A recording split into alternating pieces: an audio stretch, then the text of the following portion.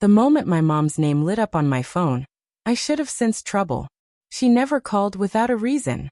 And when I picked up, my gut was right. "Ryan, we're all gathering at your sister's tonight," she said. No explanations, no greeting, just an order disguised as an invitation. By the time I pulled into Linda's driveway, the air already carried a charge, heavy and unspoken. My dad sat stiff at the head of the dining table, arms folded like a judge awaiting trial. Linda stood in the kitchen, slicing into a cake, her movements calm, almost rehearsed, like she had been waiting for this moment. Melissa, my niece, sprawled across the couch, scrolling her phone, not even looking up when I walked in. I barely got settled before Dad cleared his throat. "Ryan, Melissa's birthday is coming up. A big one." My stomach tightened. Linda's face lit up, her voice practically bubbling. "She's turning 21. We've arranged something spectacular, a once-in-a-lifetime event." I didn't even have time to respond before Melissa finally put her phone down, her lips curling into a smug grin. "At your restaurant," she said, like it was already carved in stone. "The private hall. Everything's booked." A chill spread through me. "Luxury," Linda added with a clap of her hands. 200 guests, stunning decorations, premium menu, open bar, live performers. It's going to be unforgettable. I inhaled sharply. And who exactly is paying for all this? For a second, silence held the room.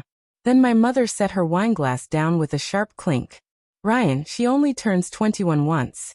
She deserves a beautiful party." That wasn't an answer. Melissa rolled her eyes. "Obviously, Uncle Ryan. You own the restaurant. You can afford it. It's only $97,000. "Only." Linda jumped in before I could speak. "Your father and I were just saying, this is what family does for each other." I let out a slow, steady breath. "So let me get this straight. You planned it, booked the venue, invited 200 people, and just assumed I'd cover the cost?" Dad scoffed. "Don't exaggerate. We knew you'd do the right thing. You're successful, Ryan. It's just one night." "Just one night," I repeated. $97,000.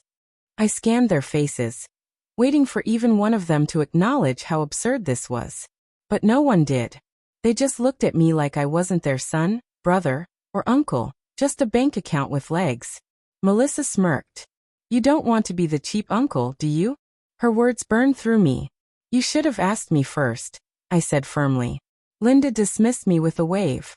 "Oh, Ryan, don't be so petty." And then Mom's voice hardened. "You owe us, Ryan. After everything we sacrificed for you." Her words cracked something inside me. A debt. That's what I was to them. Not family. A transaction. I stood up, my chair screeching against the floor. Dad tried to speak. "Ryan." But I cut him off. "No." Linda blinked. "Excuse me." I looked directly at Melissa. "The reservation is canceled." The room froze. Melissa gawked at me like I'd just spoken another language. Silence blanketed us, thick and suffocating. Without another word, I walked out, leaving their stunned faces behind. But I knew it wasn't over. The next morning, sipping coffee in my office, my phone wouldn't stop buzzing. Notifications flooded in. I opened the first. A Facebook post from Linda.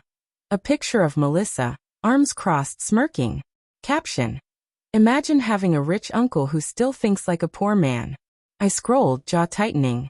He owns a restaurant but won't even throw a party. Selfish. Drives an ancient car. What does he even spend his money on? Another post. From Melissa's father this time. "Ryan's a workaholic. No girlfriend, no family. Just an ATM when it benefits him." Each word hit like a slap. This wasn't disappointment, it was mockery. They weren't angry I said no. They were ridiculing me. A knock on my door. Carla, my manager, peeked in. "You okay?" I forced a smirk, just realizing some people only see me as a wallet. She hesitated. "That post? It's all over Twitter, too." I nodded, swallowing the bitter taste of betrayal. I had always suspected they took me for granted, but this was clarity. They had never respected me. Before I could catch my breath, the door opened again. My father. He walked in without knocking, an envelope in hand. He dropped it on my desk. "I spoke to your mother."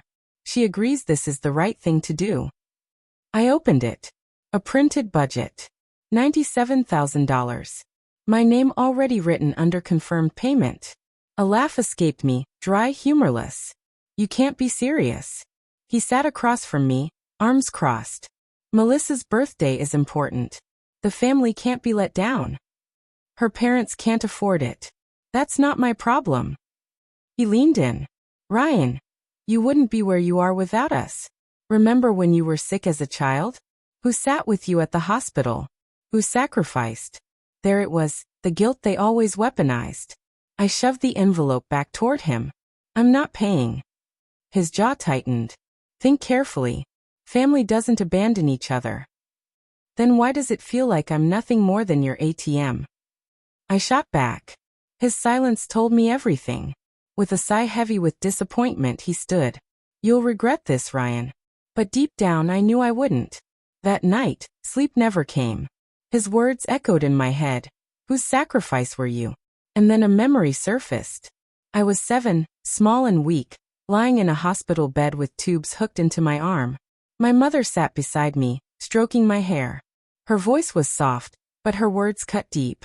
You have no idea what we gave up for you, Ryan. The money, the sleepless nights. We did everything to keep you alive. I sniffled, whispering, I'm sorry, Ma. She smiled, but it wasn't warmth. It was a promise she intended to collect. You'll remember this when you're older. You'll take care of us the way we took care of you. Even then, love had come with a bill attached. The next morning, Dad stormed back into my office, demanding an answer. I slid a crisp $100 bill across the desk. Here's my contribution. Melissa can have pizza, some cake and balloons. His face darkened. After all we've done for you? I met his glare, steady and unshaken. No. After all I've done for you. And I'm finished. For the first time, I saw something flicker in his eyes. Not anger, but shock. Maybe even fear. He realized he no longer held power over me. As he stormed out, I finally exhaled. Free.